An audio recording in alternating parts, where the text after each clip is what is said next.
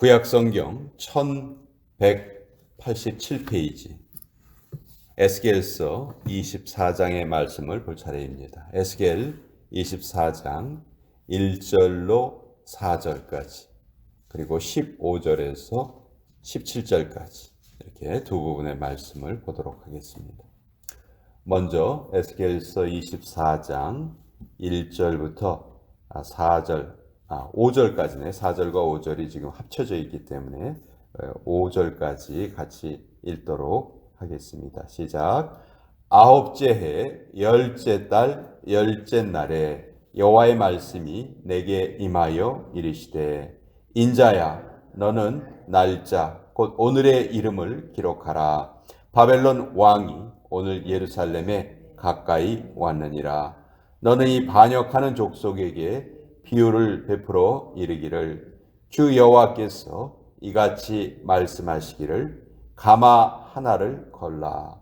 건 후에 물을 붓고 양떼에서 한 마리를 골라 각을 뜨고 그 넓적다리와 어깨 고기에 모든 좋은 덩이를 그 가운데 모아 넣으며 고른 뼈를 가득히 담고 그 뼈를 위하여 가마 밑에 나무를 쌓아 넣고 잘 삶되 가마 속의 뼈가 무르도록 삶을 지어다.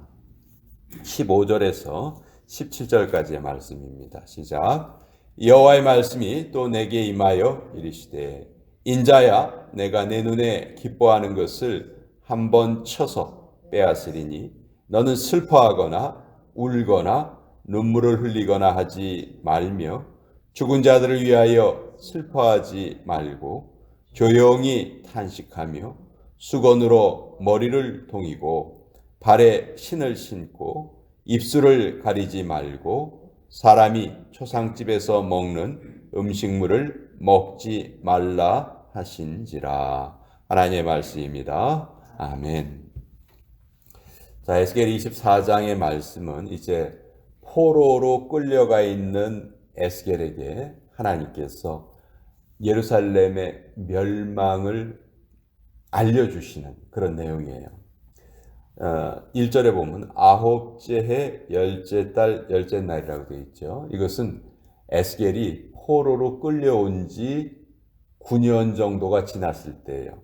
9년 10개월 정도가 지났을 때죠. 이 에스겔은 기원전 597년에 포로로 끌려가요. 그리고 9년이 지났기 때문에 기원전 588년입니다. 그리고 이때 바벨론이 예루살렘을 세 번째 침략을 하는데 바로 이 세 번째 침공에서 유다가 완전히 멸망을 당해요. 근데 멸망당할 때 유다 민족이 그냥 쉽사리 그렇게 물론 나라가 작긴 하지만 쉽사리 바벨론에 항복하지 않았습니다. 무려 1년 한 8개월 정도를 저항을 해요.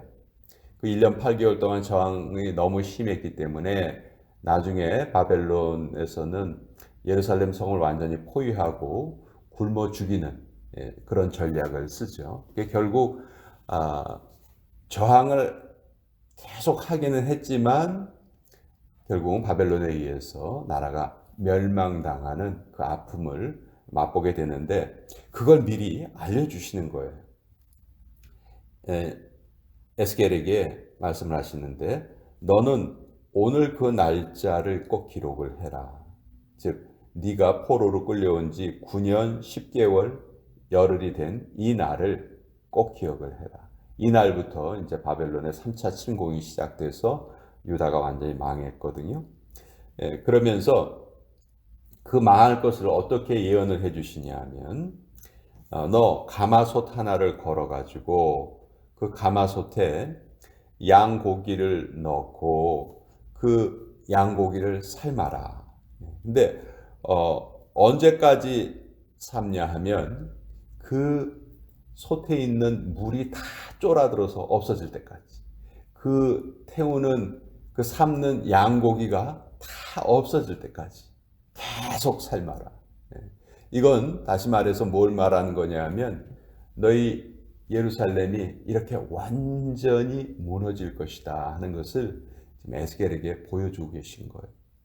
그런데 이렇게 이런 것을 보여주시면서 또 한 가지 명령을 하시는데 15절부터 17절까지인데요. 에스겔에게 하나님이 이런 말씀을 하십니다. 내가 네가 기뻐하는 것을 한 가지를 쳐서 빼앗겠다. 너 그것에 대해서 슬퍼하거나 울거나 눈물 흘리거나 하지 말아라. 그러면서 에스겔의 아내가 죽습니다. 근데 에스겔은 아내가 죽었는데도 불구하고 거기에 대해서 슬퍼할 수 없었어요. 하나님이 그것을 허락하지 않으셨어요. 이것은 반대로 말하면 하나님의 아픔을 에스겔 아내의 죽음을 통해서 하나님께서 지금 알려주고 계신 거예요. 어떻게 보면 에스겔이 그 아내를 사랑한 것보다 훨씬 더 하나님은 이스라엘을 사랑하셨고 유다를 사랑하셨는데 그 사랑하시는 그 유다가 하나님을 거역하고 바벨론에 의해서 멸망당하잖아요. 그때 하나님의 슬픔은 사실 말로 표현할 수 없겠죠. 하지만 그 하나님의 슬픔이 이런 진노로 표현되는 것을 에스겔에게 이렇게 알려주고 계시는 거예요. 보통 우리가 창자가 끊어지는 아픔을 애가 끊는다. 애 끊는 아픔. 우리 잘못 말하면 애 끓는 아픔이라고 말하기 쉬운데 그건 잘못된 표현이라고 하죠. 애 끊는 아픔, 애가 끊어지는 아픔. 애라는 말은 창자의 순수한 우리말이에요. 이 말이 어떻게 나왔냐면요. 한 원숭이가 새끼를 키우는데 그 새끼 원숭이가 죽은 거예요. 그래서 이 어미 원숭이가 그것을 슬퍼하다가 결국 어미 원숭이도 죽었어요.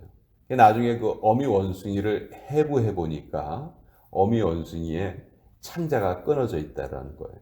그러니까 자녀가 죽었을 때 그만큼 슬퍼했고, 그래서 여기에서 이제 가장 큰 슬픔을 표현을 할 때 애 끊는 아픔이다 이런 표현이 나온 것이죠. 그 아내가 죽었다 하면은 뭐 그 정도의 슬픔이 있겠죠. 근데 그 슬픔을 지금 표현을 하질 못하는 거예요. 장례를 치르지도 못하고 울지도 못해요. 나중에 백성이 다른 사람들이 에스겔에게 물어봅니다. 당신 아내가 죽었는데 왜 슬퍼하지도 않고 장례식도 치르지 않습니까? 그랬더니 에스겔이 이렇게 대답을 합니다. 하나님께서 내 아내를 하루아침에 빼앗아 가셨듯이 너희들이 자랑하는 그 예루살렘 성전 그것도 이렇게 멸망당할 것이다. 그래도 너희는 그것에 대해서 슬퍼할 수도 없고 울 수도 없고 음식도 못 먹을 것이고 탄식만 하게 될 것이다. 하나님께서 이것을 너희에게 말씀해 주시려고 내 아내를 통해서 이렇게 내 아내를 빼앗아 가시고 거기에 대해서 슬퍼하지도 못하게 하셨다. 이렇게 말씀을 합니다. 선지자의 삶이 참 고달퍼요. 에스겔은 포로로 끌려가죠. 아내가 죽었는데 슬퍼하지도 못해요. 예레미야는 이거보다 더한 것 같아요. 예레미야에게는 하나님께서 아예 너는 결혼할 생각도 하지 말아라. 그래서 예레미야는 결혼을 못합니다. 또 호세아라는 선지자가 있죠. 북이스라엘이 망할 때 호세아 선지자가 활동을 했는데 그 호세아 선지자는 결혼은 하기는 했어요. 근데 누구하고 결혼합니까? 음란한 여인 고멜과 결혼을 하게 돼서 계속해서 그 가정적인 아픔을 맛보게 됐죠. 그렇지만 하나님께서 이런 선지자들의 삶을 통해서 하나님의 아픈 마음을 우리에게 계시해 주고 계신 것이죠. 결국 우리의 삶은 하나님의 아픔을 우리가 하나님의 아픔을 위로한다 해도 얼마나 위로할 수 있겠어요. 그렇지만 하나님을 너무나 아프게 한 그런 사건들이 많았고 그런 사람들이 많았죠. 그래서 우리는 그것을 반대로 우리의 삶을 통해서 하나님을 기쁘시게 하는 삶을 살아가는 것이 우리 인생의 목적이다. 그것을 위해서 오늘도 우리가 살아가는 것입니다. 우리의 삶을 위해서 우리가 하나님을 사용하고 하나님을 이용하면서 살아가는 것이 아니고 하나님을 기쁘시게 하기 위해서 우리가 우리의 삶을 사용하고 우리의 인생을 사용한다. 그것이 우리 신앙의 바른 태도입니다. 그것을 오늘 에스겔서를 통해서도 우리 같이 한번 나누어 보았습니다. 자,